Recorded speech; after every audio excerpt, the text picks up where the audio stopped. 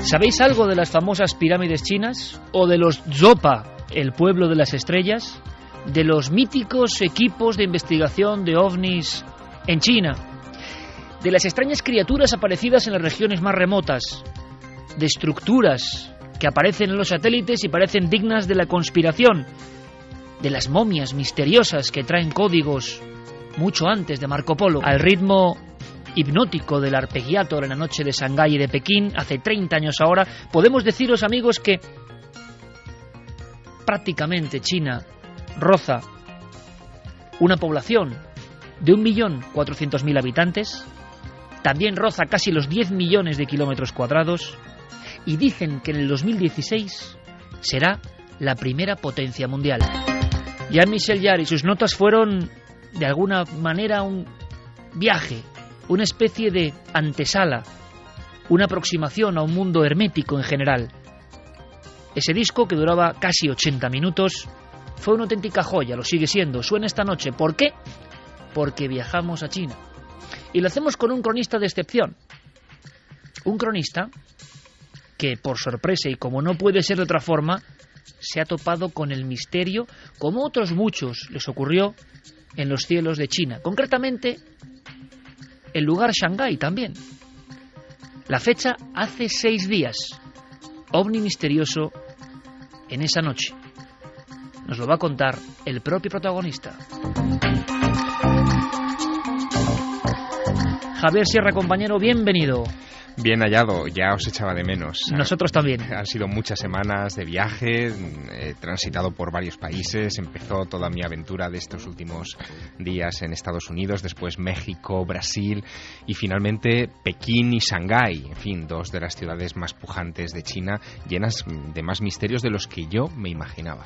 Claro, y lo que no imaginabas bajo ningún concepto es que el día 12 en concreto, o sea, hace 6 días, a las 9 de la noche, sobre el cielo de Shanghái ocurriese algo extrañísimo, algo que incluso pudiste cazar con tu propia cámara fotográfica, cosa que es extraordinaria porque casi nunca ocurre, ¿no? ¿Cómo fue? Bueno, déjame poner en situación a los oyentes. En Shanghái yo llevaba, de hecho llevo una especie como de cuenta permanente de los kilómetros recorridos desde que el pasado 4 de febrero empezara mi tour por España primero y después por otros países de mi novela del Ángel Perdido, y en Shanghái cumplía, yo estaba muy contento por ello, 100.000 kilómetros. 100.000 kilómetros recorridos. Cifra que, por cierto, tiene mucho que ver con los ovnis. Exactamente, sí. Bueno, pues yo estaba contento anotando estas cosas en mi cuaderno de campo, decir, bueno, he cumplido 100.000 kilómetros de promoción del Ángel Perdido por 7 países, con Shanghái casi termino ya mi aventura internacional, y ese día daba una conferencia explicando este pequeño detalle y otros muchos ante la Asociación de Escritores de Shanghái. Lo último que yo podía imaginar es que, en fin, después de abandonar la Asociación de Escritores y de acercarme un momento al Bund, que es el río desde el que se ve en la otra orilla ese Shanghái pujante de los rascacielos nuevos, de esa especie de Nueva York del siglo XXI que impresiona a cualquiera que lo ve, lo que yo no podía imaginarme es que después de ese paseo y de esa conferencia en la Asociación de Escritores de Shanghái, al ir corriendo a mi hotel a una entrevista que tenía pendiente con el Shanghai Weekly, con uno de los semanarios más importantes de la ciudad, al bajar del taxi, acompañado de 2 de mis editoras, de la editorial Shanghai 99, de mi mujer y del taxista, bueno, pues al bajar de ese vehículo en mi hotel, un hotel lujoso en el centro de Shanghái, de repente contemplo cerca de la luna, a unos 2 palmos por encima de ella, una especie como de mancha verde, una hendidura, como si alguien gigante hubiera clavado su uña en la negritud del cielo y por allí se dejara ver un color muy vivo, verde, casi fosforescente, que me llamó inmediatamente la atención. ¿Todos lo visteis? Bueno, yo fui el primero que se bajó del taxi y me quedé como helado viendo aquello, mientras el resto se bajaban sin mirar el cielo. Yo tengo la costumbre de mirar siempre al cielo, siempre que tengo ocasión.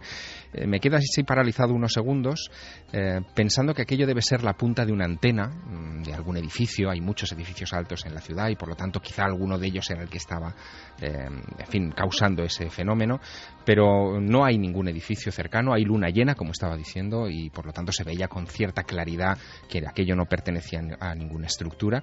Así que mi siguiente reacción es pensar que se trate quizá de alguna cometa o de, en fin, alguna cosa explicable. Pero no le encuentro tampoco la lógica. Aquello está clavado en el cielo, está fijo, como si fuera, como te decía, una herida. Así que inmediatamente pasa fugazmente por mi cerebro, que en ese momento, te juro que no pensaba en nada de esto, pasa por mi cerebro la alerta, ¿no? OVNI. Yo llevaba una mochila al hombro de lona, donde suelo guardar, cuando hago este tipo de viajes, pues mi cámara fotográfica y algunos aperos más. Recuerdo que llevo la cámara ahí porque en la Asociación de Escritores de Shanghái he tomado algunas imágenes y he tomado algunas también del río, de los edificios de la ciudad, así que instintivamente he hecho mano de la cámara, fuerzo la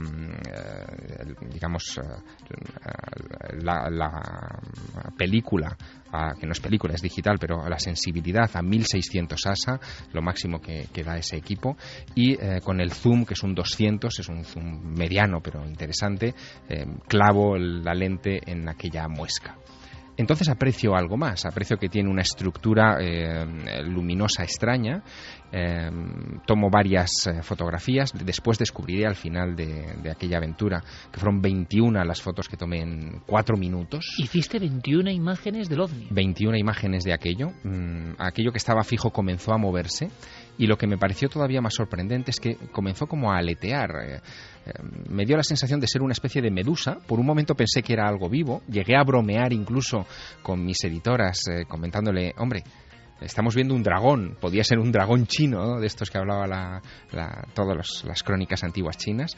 Ellas se miran un poco perplejas. Una me dice, bueno, claro, tanto hablar de misterios y finalmente nos hemos tropezado con el misterio. La otra no me hace demasiado caso, está más preocupada del periodista que me está esperando de Shanghai Weekly dentro del hotel, así que se va a por él. Yo le digo, por favor, dile a ese periodista que salga, porque tiene que ver esto.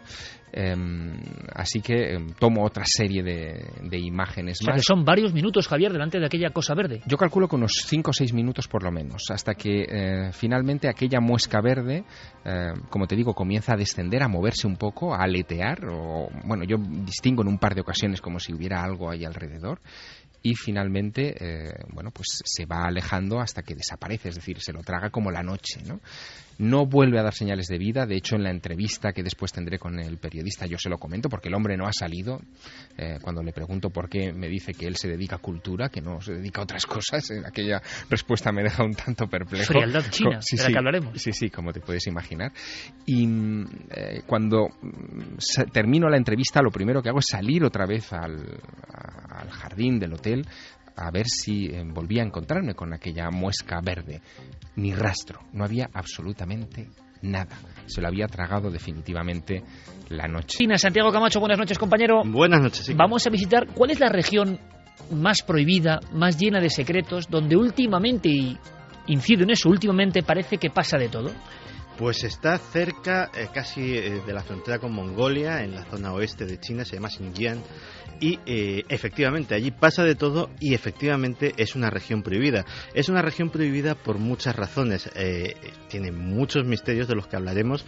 Es, curiosamente, el equivalente a la Nevada, al estado de Nevada en China. Es donde se han tenido lugar las pruebas nucleares, donde hay la mayor concentración de bases militares secretas.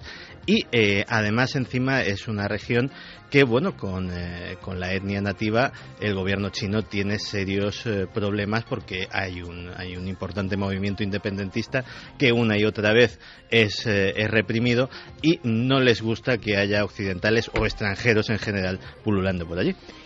Seguro que muchos amigos y amigas que escuchan nuestro programa en todas las partes del mundo, y creo que ahora Javier nos va a dar una sorpresa, se acuerdan en las noticias de esa especie de telaraña terrestre, surcos, caminos, pistas, nadie sabe qué, pero algo que parecía como un poco secreto y que los satélites de Google Earth habían localizado. ¿Sabemos algo más de todo eso?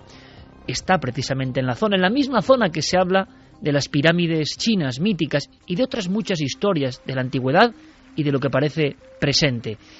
Comenzamos. En nuestra nave estamos todos preparados para iniciar un viaje a ese mundo todavía hermético, prohibido y seguro que fascinante. Un sonido. Una voz. Una investigación. Milenio 3. Iker Jiménez. Cadena SER.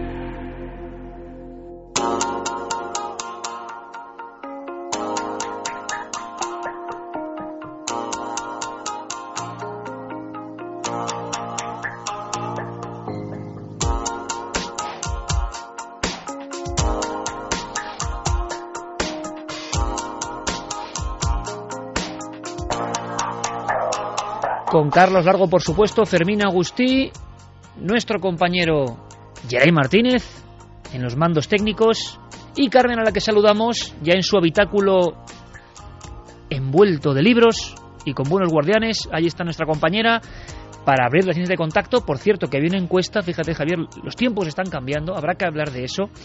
Doy un dato más, hoy es el último programa del año, hoy es el último programa. Ya no volveremos hasta el 2012, si Dios quiere. Tenemos 2 semanas en las que habrá especiales en la cadena SER, así que hoy nos despedimos de todos vosotros. Si tenéis quizá cosas que preguntarnos o queréis mandarnos algún mensaje de una forma especial, pues en la tercera hora haremos cosas muy interesantes. Va a haber además dramatización, creo que vamos a disfrutar. Pero había una encuesta muy curiosa lanzada sobre si se escuchaba más o cómo escuchaba nuestro público Milenio 3 a través del receptor de radio o de internet. Hay sorpresas y por supuesto vías abiertas con encuesta nueva. Carmen, buenas noches. Buenas madrugadas, Iker. ¿Cómo va todo por ahí? Muy bien, me imagino. Todo fenomenal. Cuéntanos. Mira, estaba escuchando a Javier. Hola, Javier. Hola, muy buenas noches, Carmen. Hola, Santi. Buenas noches. Y escuchando a Javier, yo recordaba que esta misma semana había sacado una noticia de un exministro chino, Sun Xili, que dice que los extraterrestres están caminando entre nosotros. Y hablabais de pirámides chinas. Ajá. Y luego, si queréis, os lo comento. Porque asegura este exministro, que ha tenido acceso a información confidencial, que se esconde algo bajo un misterioso complejo que es una de esas pirámides. En concreto, la pirámide de Xiangyang. Yo no lo pronuncio muy bien, pero luego, si queréis, lo comentamos. Esta noche vamos a meter mucho la pata pronunciando nombres chinos. Bueno, tú ya seguro. sabes un poco de chino. Algo. Pues me parece fantástico, Carmen, porque esas 2 noticias, esos 2 epicentros del misterio, ovnis y pirámides, van a ser clave. Abrimos líneas de contacto. Abrimos líneas de contacto y también la encuesta de la semana, Iker. El debate de la semana en Milenio 3. La pregunta, ¿crees que China dominará en breve el mundo? Ya han votado muchas personas y nos dicen que sí el 60,5%, contra el no un 39,5%. Y abrimos líneas de contacto Milenio 3 con número @cadenaser.com, www.cadenaser.com, donde nos dejan los mensajes segundo a segundo, y también la nave del misterio, que busquen en Facebook, en Twitter y en Google+. Tenemos 3 regalos, no podía ser de otro modo: cine asiático, Encontré al diablo, Gantz y Perfect Answer. Bueno, perfecto, pues ahí está. Por cierto, la encuesta de Internet acabó como cerca de un 75% o por ahí, ¿no? Más o menos. Eso es, 75% que nos escuchaban a través de Internet. Bueno, pues me comenta ahora mismo nuestro compañero Carlos Largo que en muy breves instantes estarán algunas de las pruebas, de las fotografías que logró obtener Javier Sierra, que creo que es un testigo de excepción de ese objeto volante identificado. Cierto es que en Shanghái habían pasado algunas cosas, y cierto es que los informativos, lo escuchamos, Javier, hablaban de ovnis. Bueno, hablaban de ovnis, pero vinculado a algo que yo pensé que podría ser una de las explicaciones del fenómeno, porque se hablaba de un falso ovni que fue visto 2 meses antes, casi exactos, el 14 de octubre de 2011, cuando varias cometas iluminadas por LEDs, por, en fin, estas luces tecnológicas de última generación tan llamativas, habían sido confundidas con ovnis en Shanghái y en los alrededores. Si te parece, escuchamos ese boletín de noticias y lo comentamos. Lo escuchamos. El pasado lunes por la noche en Shanghái, muchos habitantes se congregaron intrigados alrededor de unas extrañas luces que volaban por el cielo. Sin embargo, el avistamiento ovni era provocado realmente por cometas equipadas con luces LED. Siento curiosidad por el objeto, no sé qué puede ser. Se mueve como un avión y cambia su color de rojo a verde alternativamente. Las cometas son muy grandes, miden casi 6 pies de ancho y tienen unas 280 luces LED. Iban haciendo como flashes de luz de diferentes formas y estampados. Estas cometas brillantes son mucho más fáciles de descubrir que otras muchas estrellas por la noche.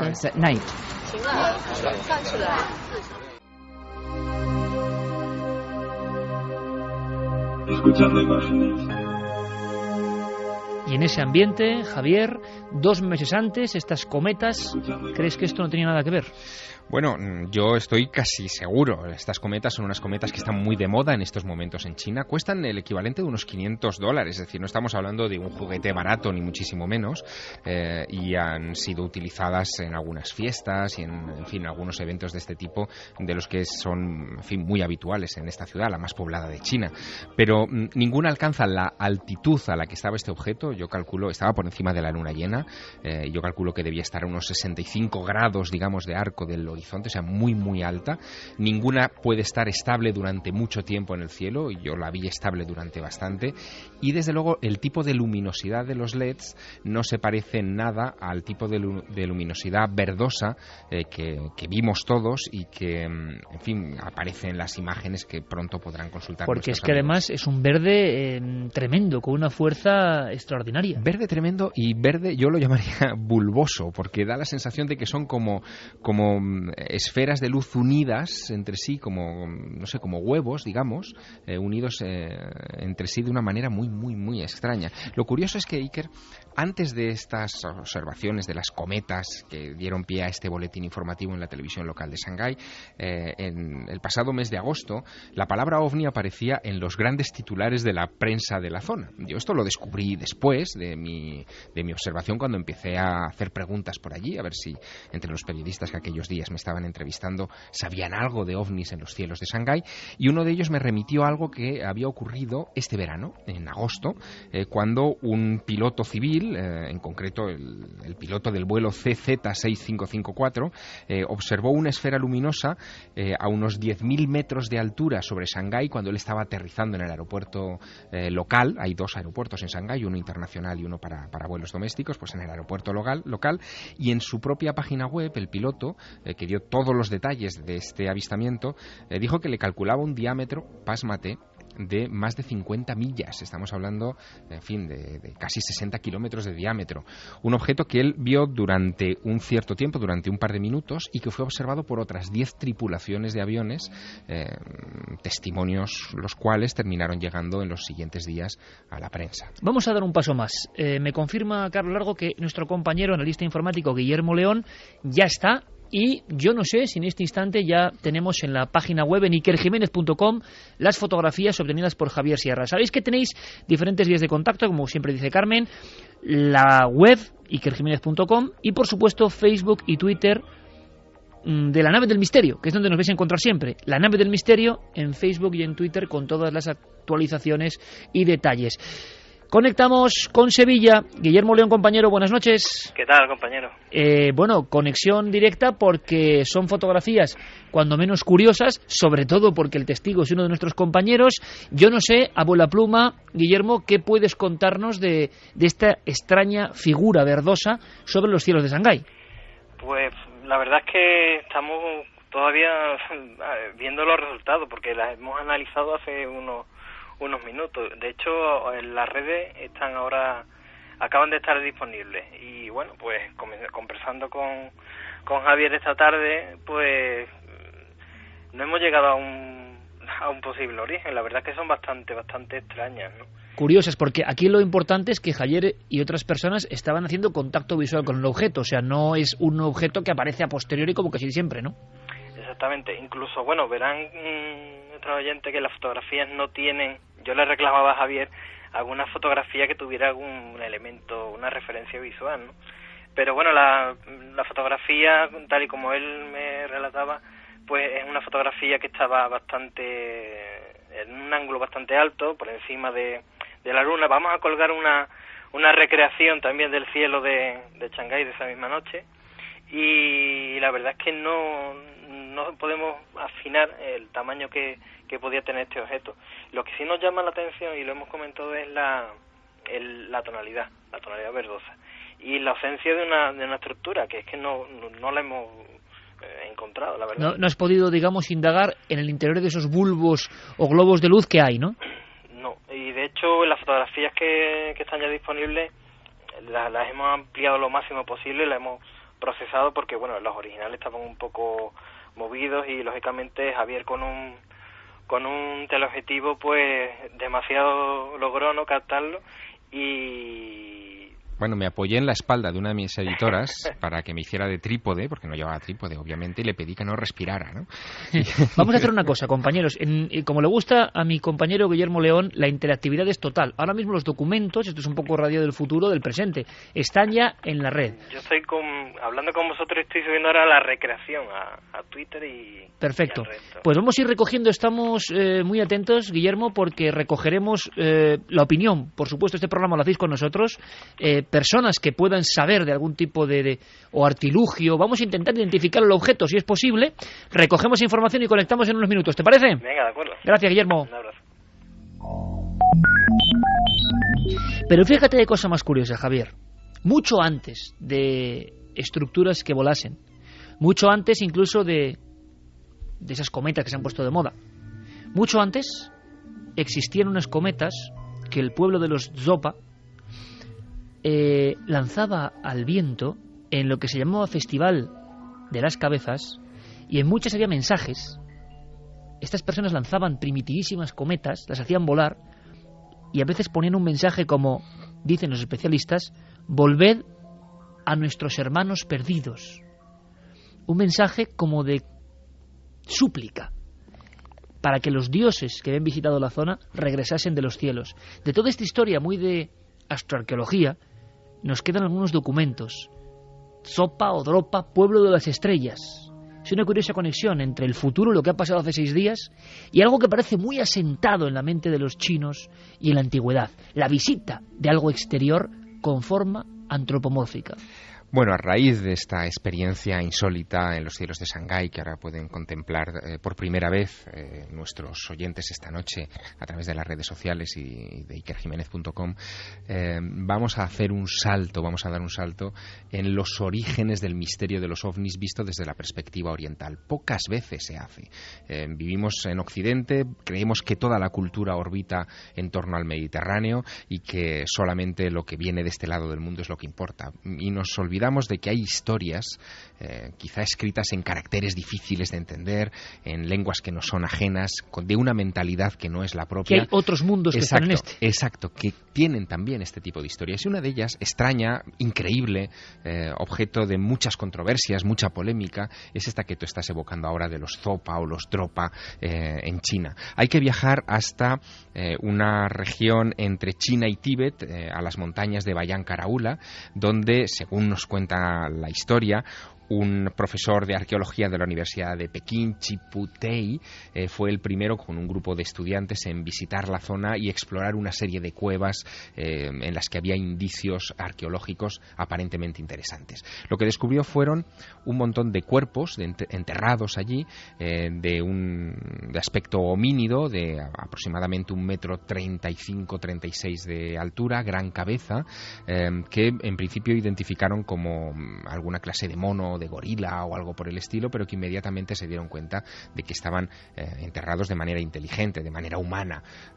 Se dieron cuenta también que en las paredes había inscripciones, grafitis, como evocando posiciones del sol, de la luna y de estrellas, y aquello se empezó a enredar todavía más cuando descubrieron 700 discos piedra de unos 20 centímetros de diámetro y unos 3 de grosor, con una especie de leyendas escritas en caracteres muy pequeños que, en fin, esos estudiantes y este profesor recogieron y se llevaron a Pekín para su posterior análisis. Esto ocurre en 1938, pero es que en realidad esos discos no se examinan por un experto hasta mucho tiempo después, hasta 1958, 20 años después, cuando otro profesor, Sumun Nui, es el que traduce esos signos, y ahí surge una historia que le valdrá el descrédito más absoluto.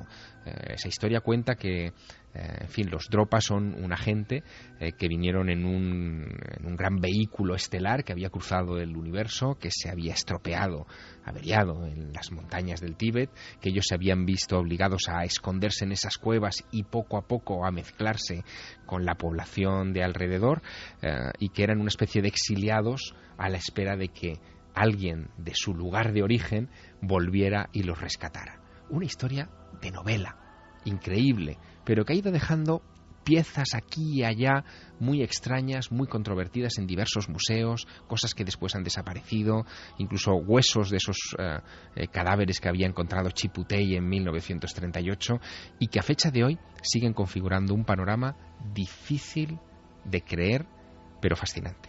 Y de cosas fascinantes vamos a hablar y vamos a aprender. De inmediato viajaremos a la actualidad, porque Santiago Camacho nos tiene que contar algo más de esas superestructuras que han asombrado al mundo y que han sido noticia.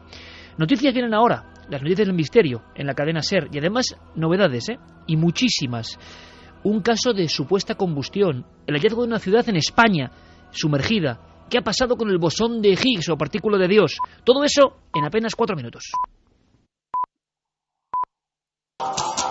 2 y 5 minutos, regresamos con las notas de Tembi, míticas ya, que pone Jeremy Martínez, para volver a entrar en ese gran rincón del mundo, inmenso, con zonas de misterio.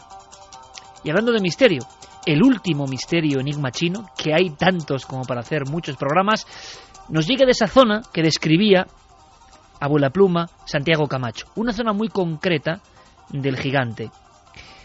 De repente los informativos de medio mundo se despachaban con un hallazgo a vista de satélite. Google Earth acaba de hacer un descubrimiento fascinante en una zona desértica china. Los satélites captaron estas imágenes estampados en forma de cuadrícula en un lugar remoto de China. Todavía no está esclarecido quién hizo aquellas líneas y por qué, pero se especula que podrían formar parte de una especie de campo de entrenamiento militar. Si se mira de cerca, incluso se pueden ver edificios destruidos y aeronaves entre las estructuras. Entramos de lleno en el... Algunos primero pensaron que eran dibujos tipo Nazca, luego la aproximación comprobó que era algo mucho más metálico y real. ¿Qué sabemos a día de hoy? Porque se ha dicho de todo. Se ha dicho de todo, y además poco a poco, sobre todo en Occidente y especialmente en Estados Unidos, es que China se está convirtiendo casi en la nueva Unión Soviética. Está despertando los mismos recelos casi de la Guerra Fría, está despertando la misma inquietud. Y efectivamente, apenas a mediados del mes pasado, apenas unos días después de que se diese la noticia que comentamos aquí, de que unos jóvenes, unos estudiantes de la Universidad de Georgetown, habían, después de 5 años de estudio, determinado que el arsenal nuclear chino podía ser muchas veces superior al que se había estimado hasta ahora, y que existía una gran muralla secreta formada por túneles, en los cuales, túneles de decenas, de centenares, quién sabe si de miles de kilómetros, por los cuales se podían mover las cabezas nucleares chinas, pues de repente observadores completamente aficionados, haciendo aquello que hemos visto aquí muchas veces, de mirar Google Earth a ver qué te encuentras, de repente se encuentran con esto en mitad de Xinjiang, muy cerca del desierto del Gobi, muy cerca de la frontera con Mongolia. La zona más misteriosa. La zona más misteriosa, la zona más prohibida primero porque hay una gran cantidad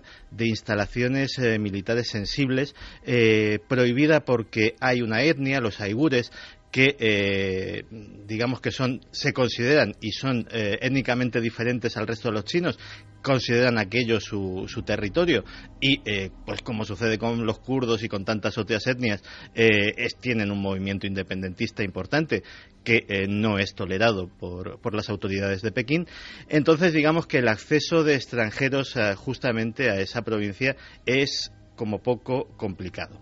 Y efectivamente las imágenes, las tengo aquí delante algunas, son bastante desconcertantes, porque de repente en mitad de esa zona desértica te empiezas a encontrar un trazado geométrico, como de calles, como de pistas. Efectivamente pueden recordar a las pistas de Nazca, pero por ejemplo cuando se empezó a hablar de que fue un área de entrenamiento militar, muchos internautas en los Estados Unidos, por ejemplo, empezaron a comparar este trazado de calles con calles de ciudades estadounidenses, no fuera que se estuviese planeando invadir los Estados Unidos y aquello fuera una simulación de una ciudad real.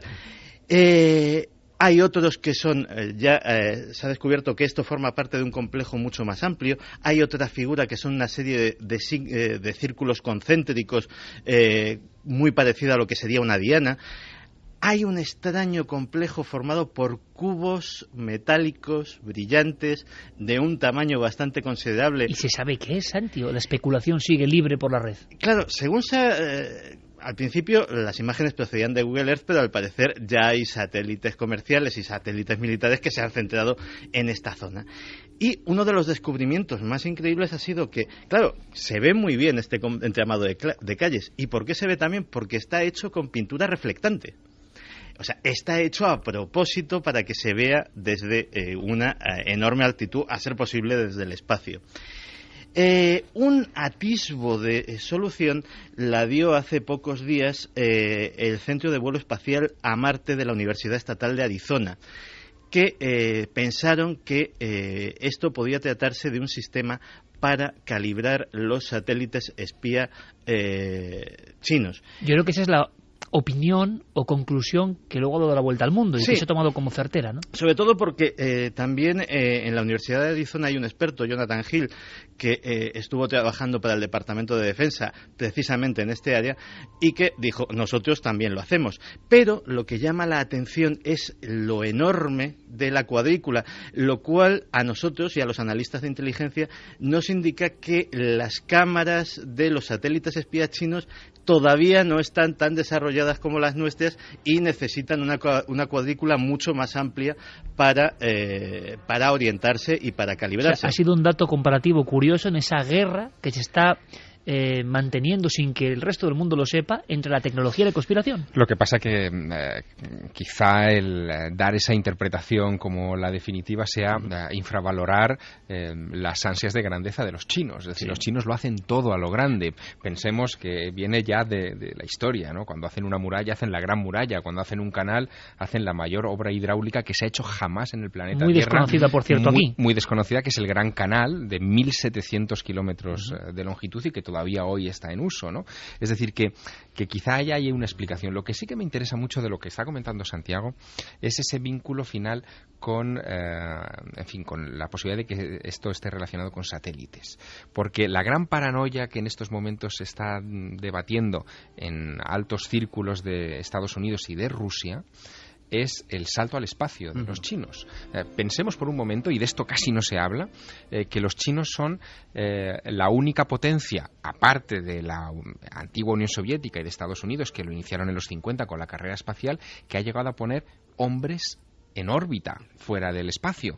Esto ocurrió en 2003, cuando una de sus naves, la Shenzhou 5, bueno, Shenzhou significa bajel divino, colocó en órbita al coronel Yang Liwei, que es el Yuri Gagarin de los chinos y cuyo nombre en Occidente nadie conoce. En cambio, en China sí que es muy conocido.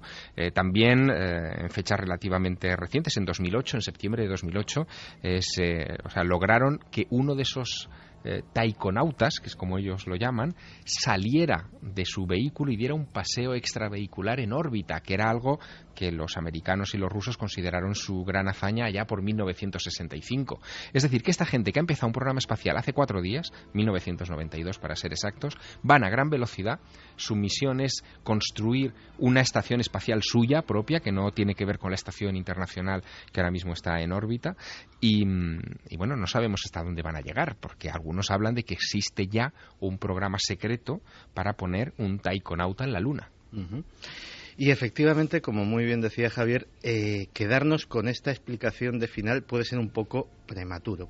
Y hay un precedente que no estaba muy lejos. De hecho, en Cuarto Milenio lo llegamos a comentar una vez, hablando precisamente de imágenes curiosas de Google Earth, porque también en esta región, un buen día, otro aficionado descubrió un enorme cuadrado que tenía una serie de características muy extrañas, un enorme cuadrado de varios kilómetros de lado, y que también suscitó muchísimas especulaciones. Cuando finalmente se descubrió lo que era, claro, fue una gran sorpresa por dos cosas: por el tipo de estructura que era y por cómo funciona la mentalidad de los estrategas y de los militares chinos.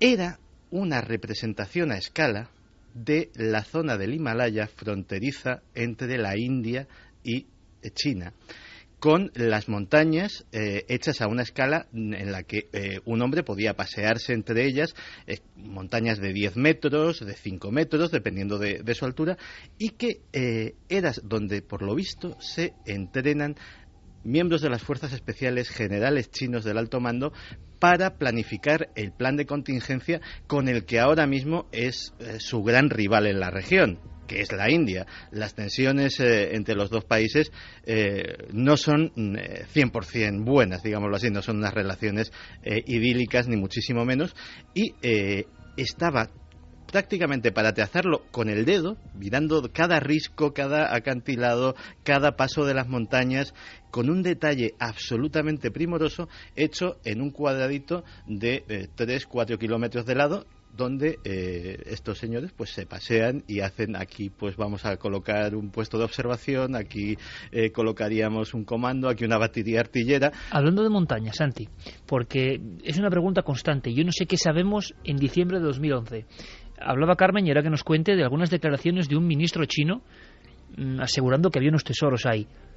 No sé si en titulares o en una ficha para aviso a navegantes podemos definir qué es eso, yo no sé si mito, y también me gustaría saber qué se dice en China, de las pirámides. Pirámides chinas que encima no puede ser otro lugar, tienen que estar en esa misma región. Pues efectivamente, no puede ser en ningún otro lugar, sino que están precisamente ahí, en Xinjiang. Y la historia viene de muy lejos, la historia viene de finales de la Segunda Guerra Mundial, cuando un piloto de la Fuerza Aérea Norteamericana, James Gaussman, realizaba una misión de abastecimiento de víveres a las fuerzas del ejército chino que luchaban contra los japoneses en Manchuria, porque les habían invadido. O sea que esta historia, como mucha gente pensaba, y pensaba yo también, no es muy moderna, porque esto empezó a aparecer hace unos 10 años como mucho en los medios del misterio. No, esto viene de muy atrás. Esto viene de muy atrás. Y para su asombro, en ese vuelo se encuentra de repente con lo que a todas luces parece una gigantesca pirámide. Él hace varias fotografías, hace un informe detallado que se queda en los archivos de la Fuerza Aérea Norteamericana sin que nadie le haga un gran caso. Y no es el único caso. En 1947, ya acabada la contienda, pues se da un informe de otro militar, el coronel Maurice Shannon, que ha visto algo sorprendente. ¿Y qué ha visto?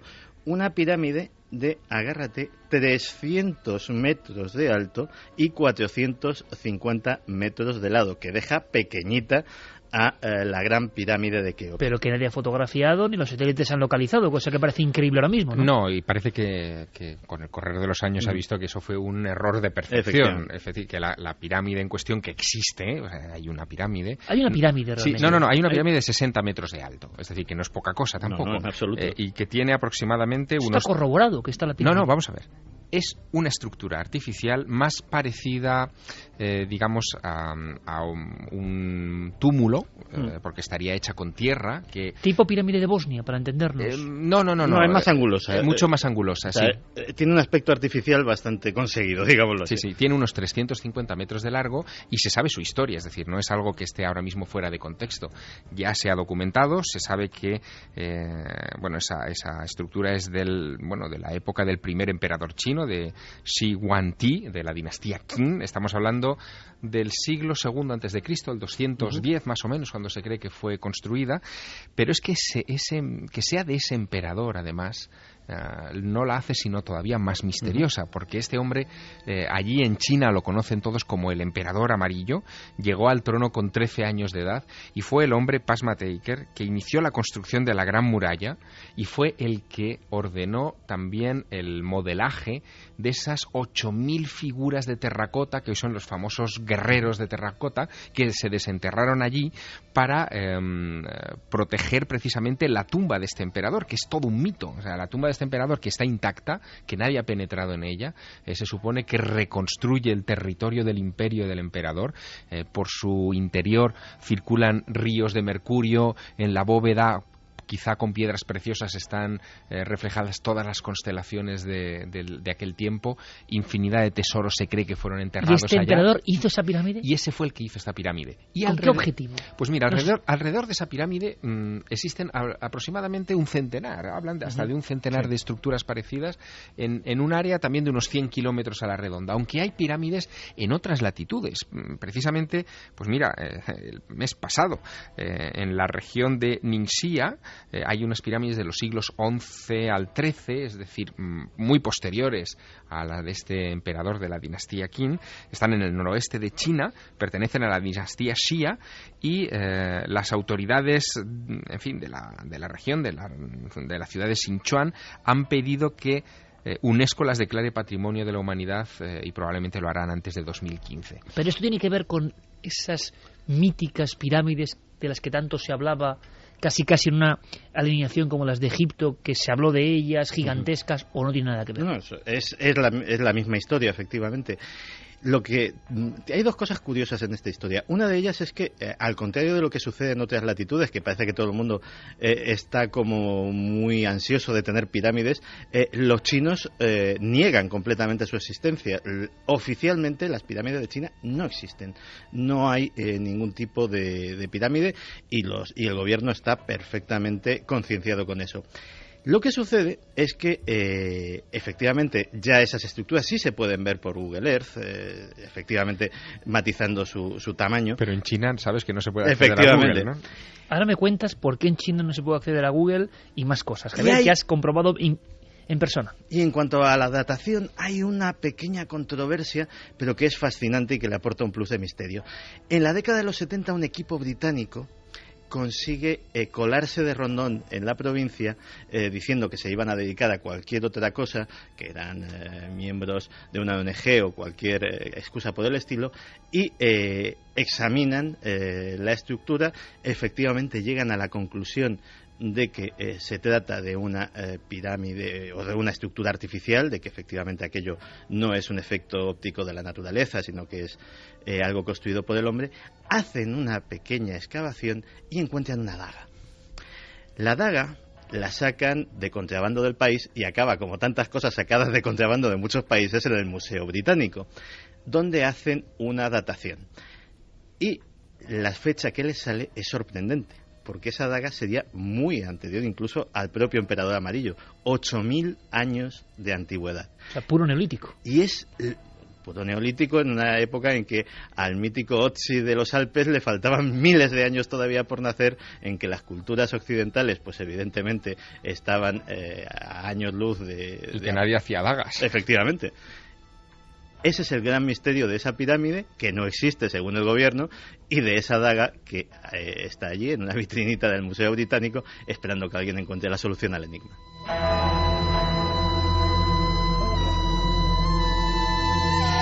Y a las 2:22 me gustaría añadir, ¿qué ha dicho ese ministro chino, Carmen, que se ha pronunciado en torno a un secreto hundido en esta tierra de misterios?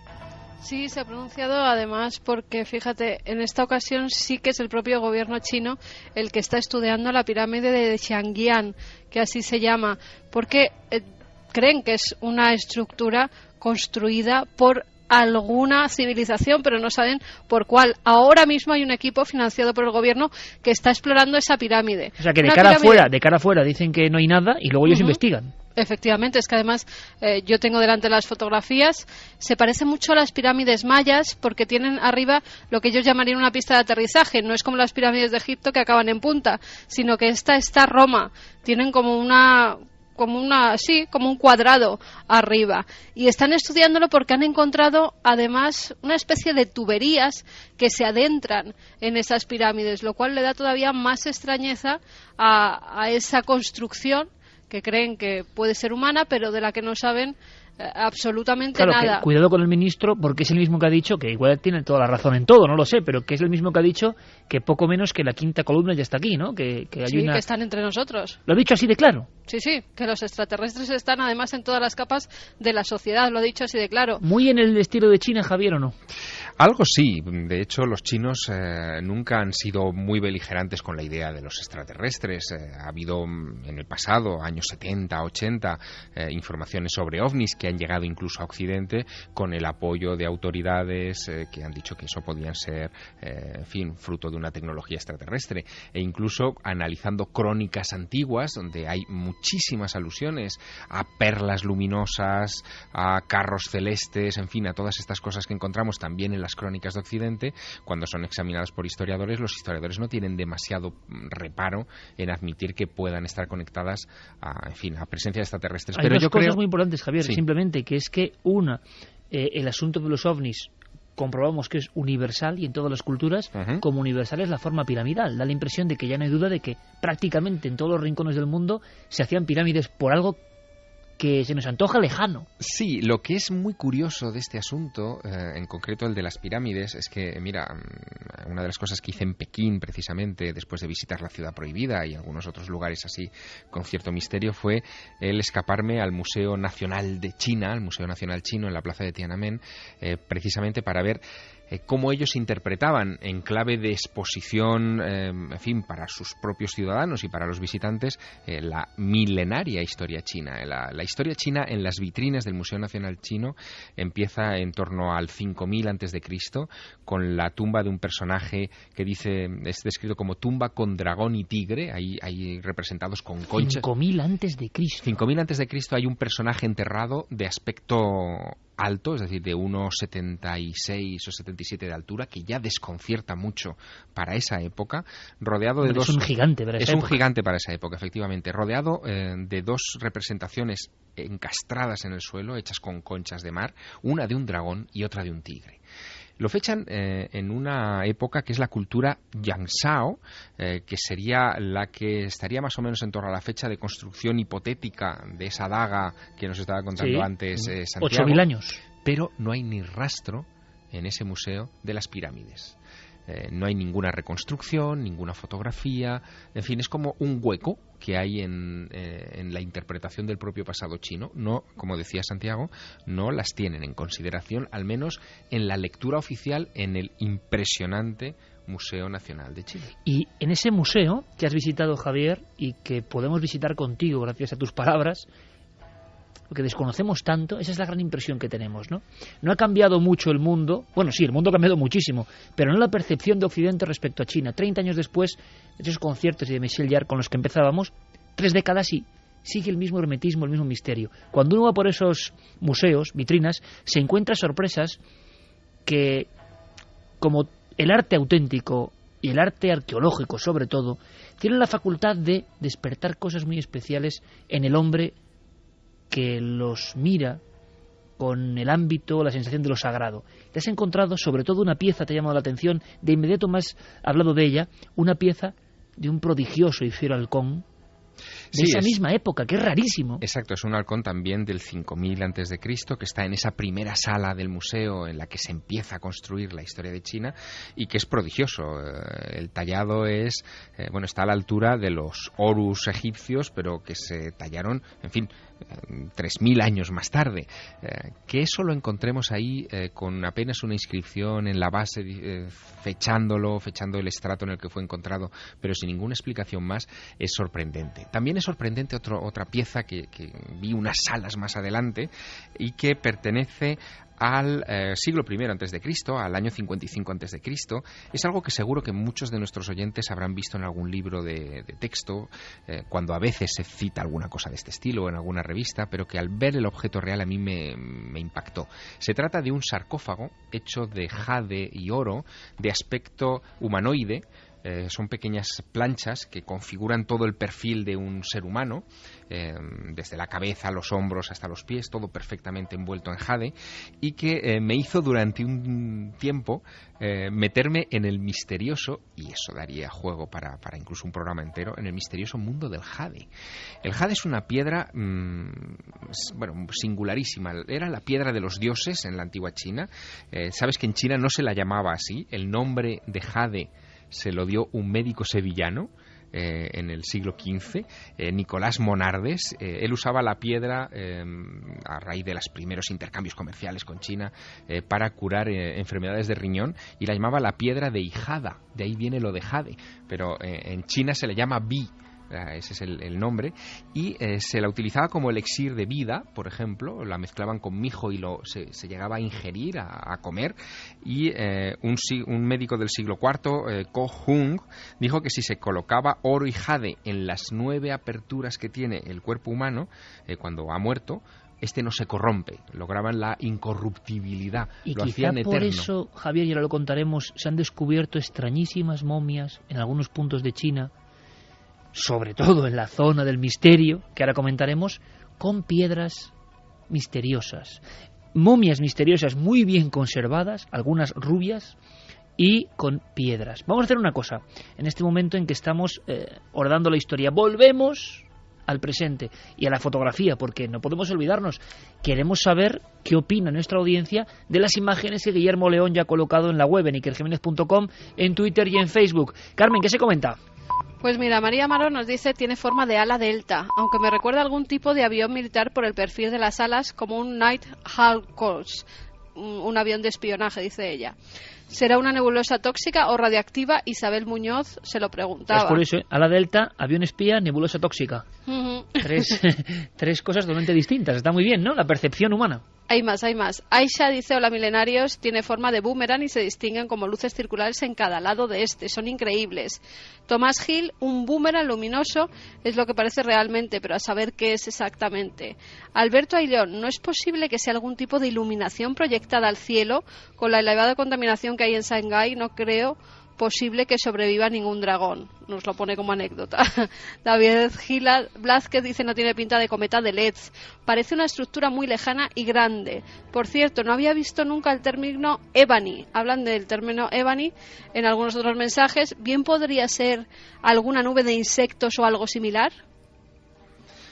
Bueno, todas las ideas son interesantes, no sabemos lo que es, por eso es un objeto volador no identificado, pero lo cierto es que estuvo durante casi 4 minutos quieto, sin variar de forma. Fue en los últimos 2 minutos de la observación, en el momento en el que este empezó a modificarse, y cuando hizo esa especie de aleteo que a mí me llamó muchísimo la atención, hasta que finalmente se lo tragó la negrura de la noche de Shanghái. Ahora, la foto es espectacular, ¿eh? O sea, sea lo que sea, el contraste entre ese cielo opaco y el verdor bulboso que decía Javier Sierra componen un cuadro misterioso donde los haya. Bueno, sea lo que sea. También de rods.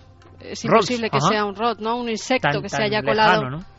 No, un insecto tan lejano no, porque eso estaba a una distancia, en fin, bastante considerable de nosotros, y estas imágenes se obtuvieron gracias a que llevaba el zoom encima, si no hubiera sido una muesca pequeña en el cielo. ¿Y qué más preguntan sobre China nuestros amigos y cómo va la encuesta? Pues sobre China opinan que hay que esperar al futuro. Los amigos chinos dominan el mundo ya, dicen que no hay que esperar. Que ni 2016 ni nada, ¿no? Que ya están dominándolo. José Bertomeu dice, trabajo en el sector de energías renovables y en Europa y el mundo entero tenemos un problema con el mercado chino, como en otros cualquiera. No creo que China llegue a ser la primera potencia mundial, ya que no es un sistema sostenible. Se basa en unas subvenciones del gobierno para poder hacer productos de bajo coste, pero no mucha calidad. Cierto es que tienen alta tecnología, pero no es lo que a ellos les interesa exportar. Un saludo, y va a ser triste no teneros hasta 2012. Bueno, son poquitos días. Os echaremos de menos también. Por cierto, que Santi ha hecho un gesto, no decir cuál, diciendo que no. Que eso no.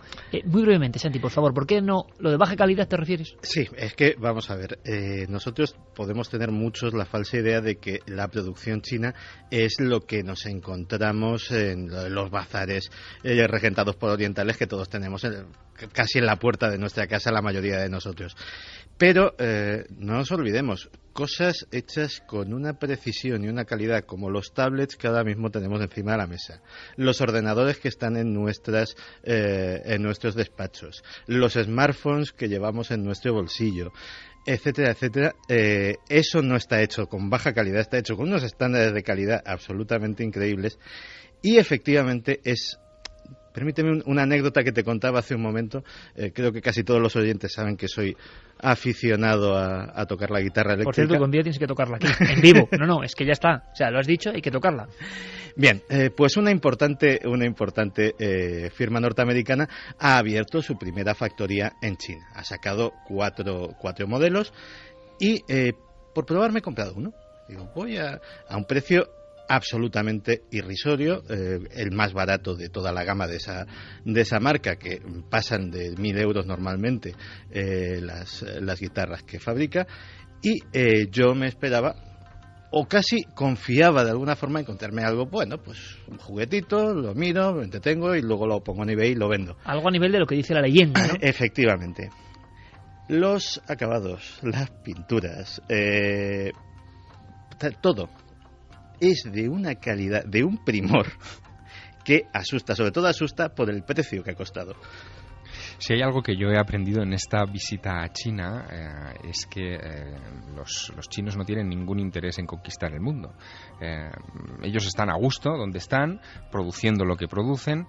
Evidentemente tienen ideas de expansión comercial como la han tenido a lo largo de toda su historia. Desde Marco Polo, ¿no? Sí, pero ellos mismos se consideran a sí mismos, a su propio pueblo, como un pueblo no beligerante, no belicoso. Ellos dicen que nunca han declarado la guerra a nadie, que siempre los han tratado de invadir y que, por supuesto, han puesto los mecanismos de defensa oportunos, que la propia idea de la Gran Muralla refleja exactamente su mentalidad. Ellos construyen una barrera defensiva, pero no pusieron allí una barrera de cañones, sino que simplemente no querían que entrasen y ya está, que los dejasen tranquilos. Así que, desde ese punto de vista, si la conquista se produjera, si el dominio se produjera, sería un dominio comercial, pero no bélico. Yo creo que en ese sentido no tenemos que temer. Más mensajes. Vamos con más mensajes que nos decían, por ejemplo, si puede ser un orbe. Sergio del Castillo, esos ovnis. Un orbe, no tiene pinta. Sabemos que no es además redondo y no lo estarías viendo tú en el cielo. ¿Y la encuesta? Raquel Mejías decía que cree que es una cometa con LEDs, de esas que van con radiocontrol, que se cortaba. Vamos con la encuesta si quieres. Vamos allá. Vamos a ver lo que nos dicen en ikerjimenez.com. Puedes seguir votando. ¿Crees que China dominará en breve el mundo? Pues la gente lo tiene claro. Sí, 61,1%, no 38,9%. Pueden seguir votando en la página y también nos pueden seguir escribiendo en milenio3 con número @cadenaser.com, www.cadenaser.com, y en Facebook y en Twitter en la nave del misterio, que está muy animado esta noche. Están comentando mucho las fotografías y dando la enhorabuena a Guille por subirlas tan rápido. Porque a las 2:36 puedo decirlo. En China están muy avanzados, pero claro, nada como la SANA, delegación sevillana de operaciones internauticas que dirige nuestro compañero Guillermo León, rápido y veloz. Ya tiene ahí el documento y, por cierto, será cometa, serán insectos, serán aviones espía, serán cosas desconocidas, pero lo interesante es que Javier, y por cierto se lo agradezco mucho porque son sus fotos, él es un periodista y ha querido que vosotros tengáis las fotos los primeros, y eso me parece muy interesante porque, bueno, pues es así, es un detalle. Bueno, hay más detalles. De hecho, yo me he llevado algunas impresiones que me permito comentar en el programa. Cuenta esa anécdota maravillosa. Porque es tremendo. Mi gira por China, mi viaje a China, fue para presentar La cena secreta, Mimi Wanchan, que es como se titula allá en ese país, en su versión en el idioma del chino simplificado. Y hice varias presentaciones en el país, pero la primera, quizá la más entrañable, también muy concurrida, la sala se llenó hasta la bandera, fue la presentación que hice en el Instituto Cervantes de Pekín. Es decir, vinieron muchos chinos, que algunos de ellos eran estudiantes de español o interesados por la cultura española, que querían aproximarse a un escritor contemporáneo y ver cómo trabajaba. Las preguntas que yo recibí allí fueron probablemente de las más inteligentes de toda esta gira de 100.000 kilómetros alrededor del mundo para hablar de mis obras este año 2011. Pero hubo una chica china, que estaba sentada al fondo de la sala. China. Estaba sentada al fondo de la sala, que levantó la mano para hacer una pregunta y cuando la formuló en un español bastante correcto, me quedé perplejo. Lo primero que dijo fue que ella, todas las semanas, escuchaba Milenio 3.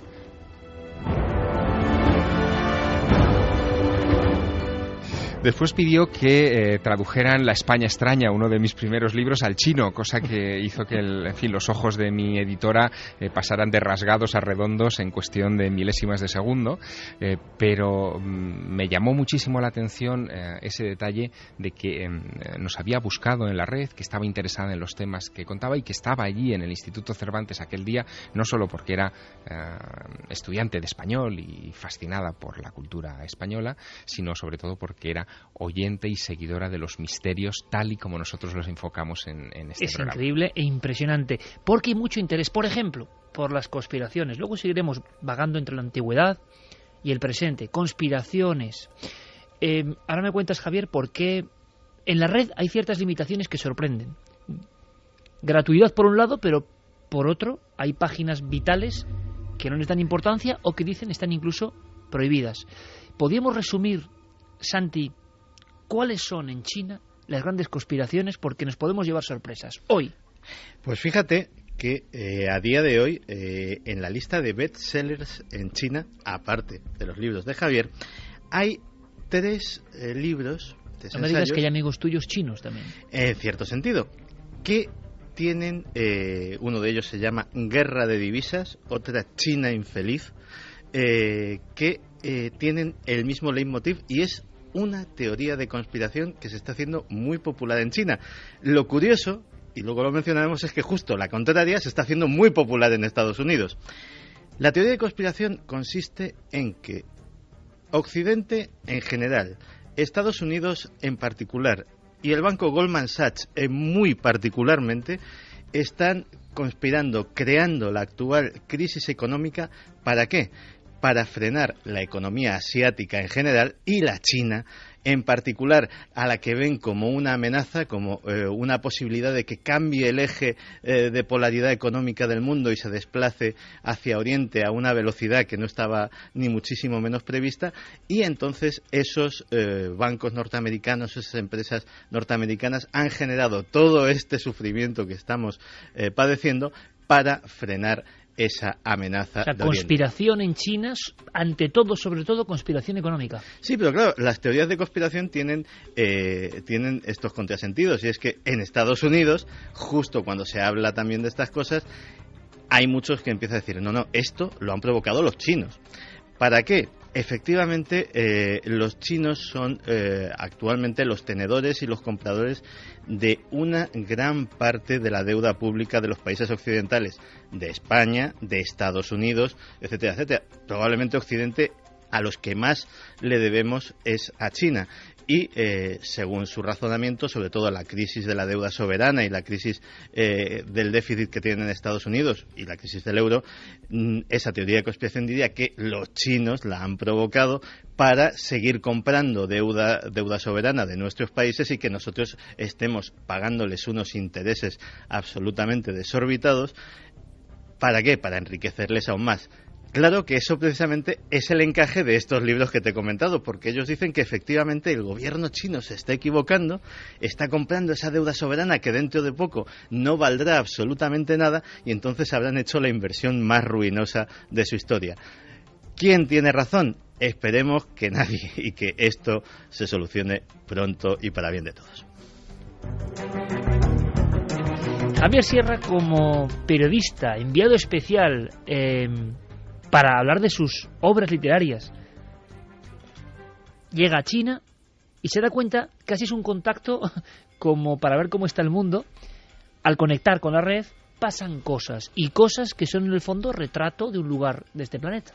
el primer lugar de contacto, de rastreo de Internet, como no puede ser de otra manera para alguien que necesita la información para vivir, se produce en el aeropuerto de Pekín. Y la primera sorpresa es que hay una red wifi a la que uno puede conectarse nada más descender en la terminal y que es de acceso gratuito.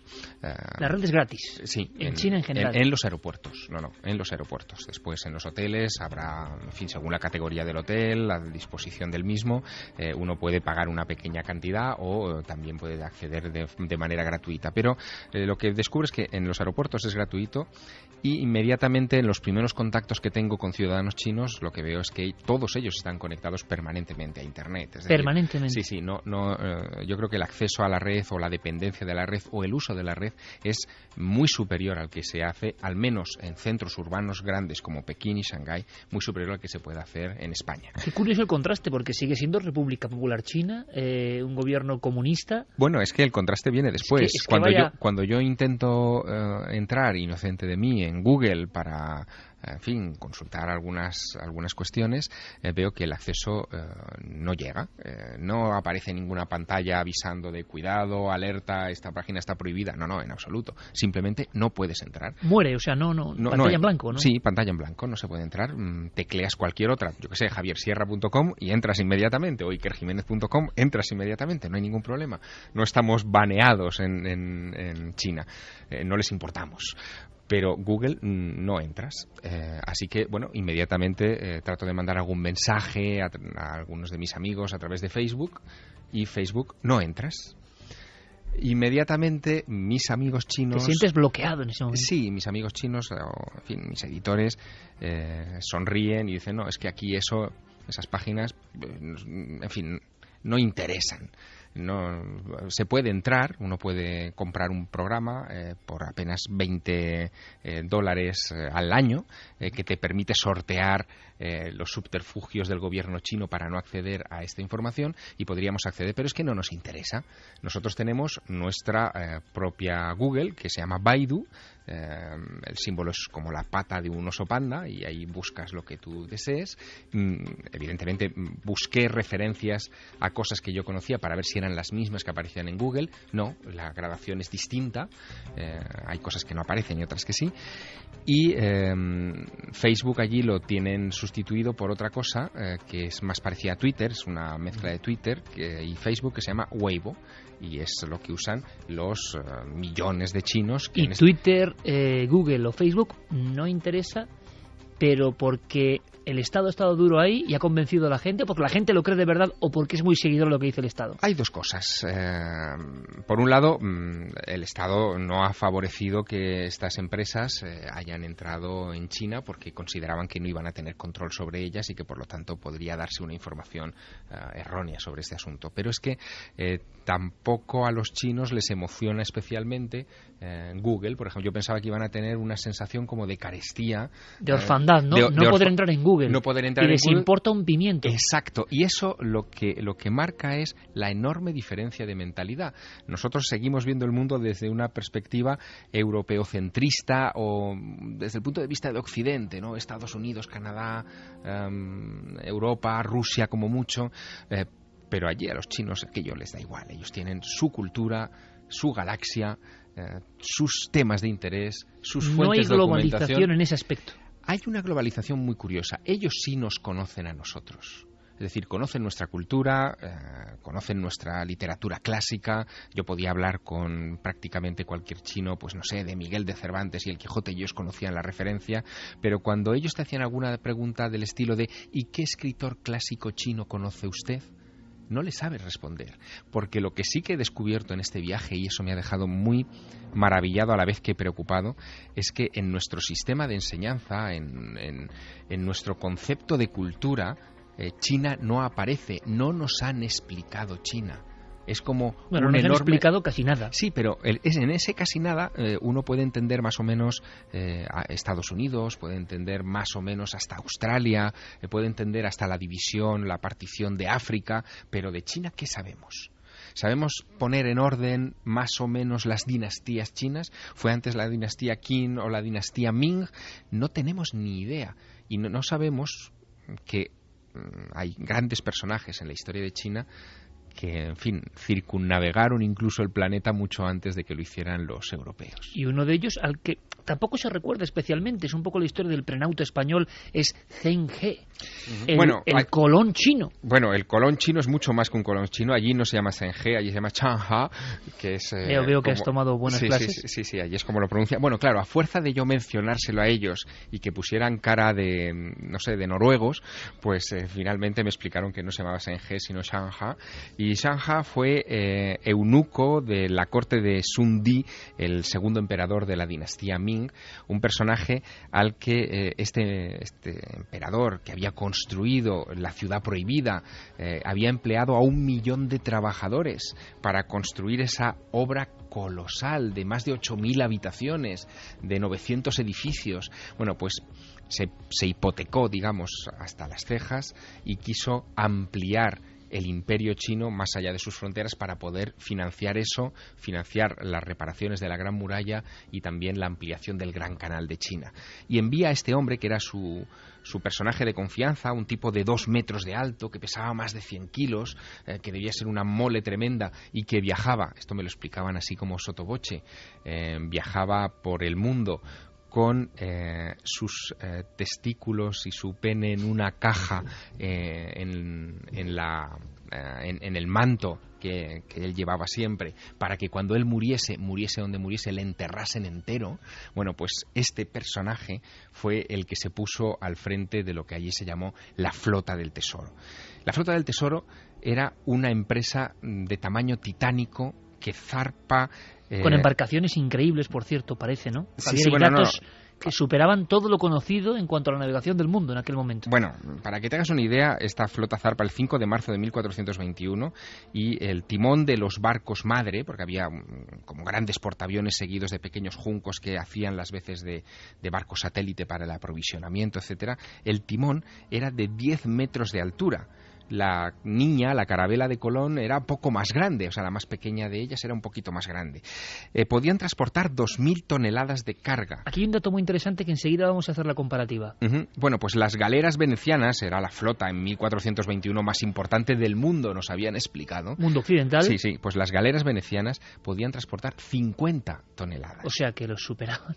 Bueno, 50 frente a 2.000. O sea, es una barbaridad. Tanto es así que si la flota del Tesoro china hubiera tenido que enfrentarse en aquel momento, es un cálculo fácil de hacer, a todas las flotas del mundo de aquella época que se consideraban poderosas o más o menos poderosas, los chinos las hubieran barrido con la facilidad, en fin, de una ametralladora a un grupo de personajes con cuchillos, ¿no? Y según algún estudioso, cuyo libro se convierte en bestseller hace unos 10 años, 1421 es la fecha, Zheng He y su flota llegan a América.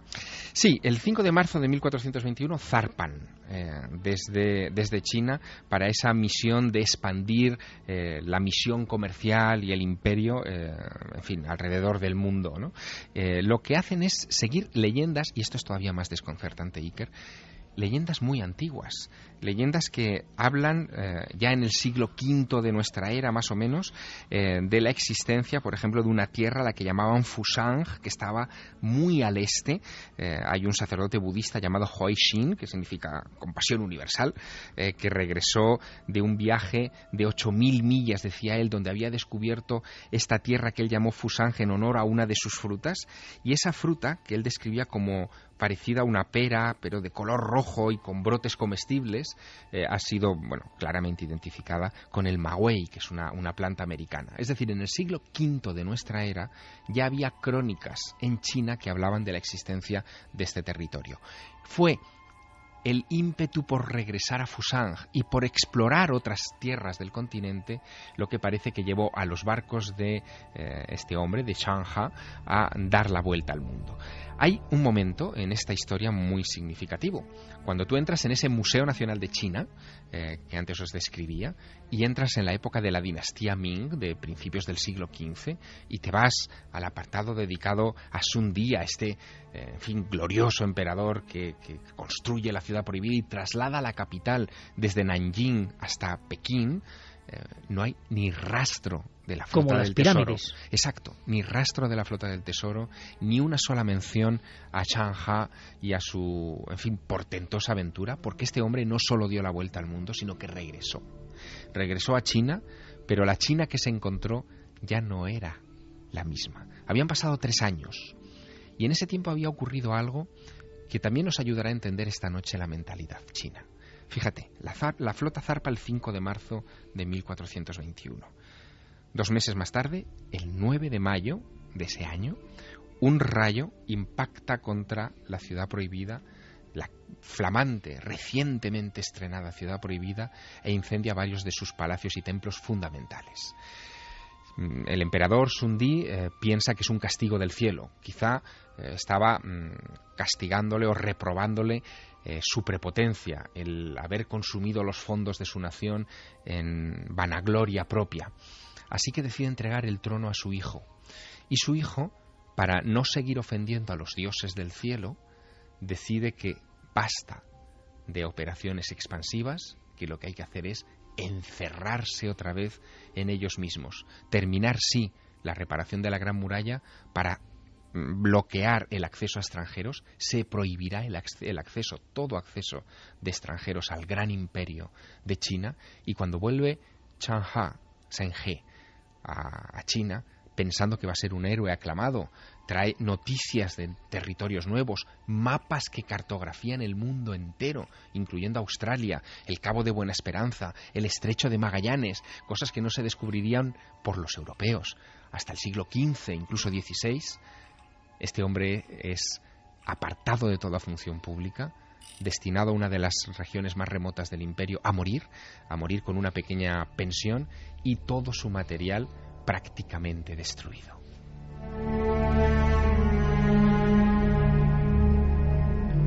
Dos y 54. Os puedo asegurar, amigos, que esta última descripción de los últimos días del Colón chino, con la música que pone Yeray Martínez, me ha puesto los pelos de punta.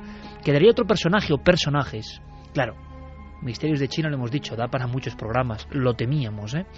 Pero en esa zona de los misterios que hemos conocido un poco más, a la sombra casi de esas pirámides, Santi, se han hecho hallazgos de momias muy raras, con extrañas piedras preciosas, con extraño aspecto.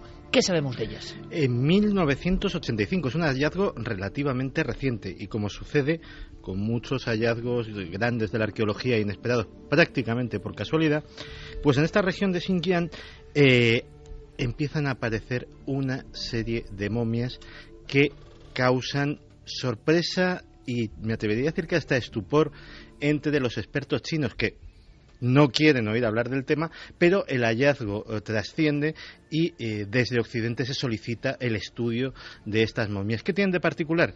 Básicamente que son occidentales. Estamos hablando de momias de 4.000 años de antigüedad, de hombres y mujeres de aspecto céltico. Rubios, pelirrojos, con trenzas, tanto ellos como ellas, con tatuajes en el rostro, en el caso de los varones, vestidos con tejidos de lana, ricamente adornados, con bordados. Efectivamente, casi todas estas momias presentan la presencia de piedras de color verde, jade, lapislázuli y azul, como ajuar. También llevan bolsitas con semillas, porque es un pueblo agrícola, es un pueblo de agricultores, y les dan esa bolsa de semillas para que puedan seguir sembrando en el más allá. Llevan vestimentas ricas para aquella época, llevan botas de piel, llevan guantes en algunos casos. Y la verdad es que esos rostros de ojos redondos, de narices aguileñas, de pómulos angulosos, evidentemente no son orientales para nada. Y eso es precisamente lo que hace que sean otro de los malditos de la arqueología china. Pero es que hay muchos. En este caso por una razón política. Antes hablábamos de los uigures. Los uigures dicen que son sus antepasados. Entonces, ¿para qué queremos más? Todos sabemos que muchos pueblos que reclaman la independencia pues se agarran muchas veces a la arqueología para fundamentar sus razonamientos. En el caso de los uigures se han agarrado a estas momias, con lo cual el gobierno chino no quiere saber absolutamente nada de ellas. Milagro fue que en su día National Geographic realizase un maravilloso documental sobre el tema que prácticamente fue el que lo dio a conocer al gran público en todo el mundo. Pero de momento es algo sobre lo que se pasa absolutamente de puntillas. Se procura estudiar lo menos posible. De hecho, prácticamente todos los estudiosos que solicitan y que consiguen de alguna manera tener acceso a estas momias, sobre todo al hombre de Cherchen, que es la mejor conservada, son occidentales, son realmente los más interesados en ello. Y sucede que además son momias absolutamente naturales. La altísima salinidad del terreno, la sequedad. Estamos hablando probablemente de la zona más alejada de una costa que haya en todo el planeta. La escasez de precipitaciones y el método de enterramiento que efectivamente dejaba conductos por los cuales se podía colar el aire y de alguna manera curaba los cuerpos, hacía que se secasen naturalmente, casi como lo sucede aquí con los jamones, por poner un ejemplo que entenderemos absolutamente todos. Pues han hecho que sean no solamente las momias, sino los ajuares unos de los mejores conservados del planeta. Santi, pero olvidas una cosa, quizá todo eso es, pero ¿y el jade o las piedras y conocimientos secretos que afirmaban que daban la eterna juventud? Pues mira, por cerrar el bucle a 2 minutos de los servicios informativos, sabes que uno de los objetos más clásicos de China son los discos de jade que recuerdan a los de Bayan Karaula, precisamente. Los más antiguos, los primeros, son de la cultura Lianzhou, pásmate, del 3400 antes de Cristo. Es decir, que estamos hablando de una cultura que ya jugaba con discos extraños, mágicos, que se enterraban encima del pecho o de la cabeza de los difuntos sin saber todavía a fecha de hoy exactamente la función por lo que lo hacían. La sensación es que sigue siendo un mundo de sombras, en la historia, en el presente y en el futuro. Nosotros lo que hemos querido en este dossier es conocer un poco más, arrojar luz y siempre aprender cosas nuevas en torno al gran gigante que dicen gobernará el mundo o lo está haciendo ya. Misterios de China y solo una porción. Espero que os haya gustado. Ahora las noticias con nuestros compañeros de los servicios informativos y después más Milenio 3.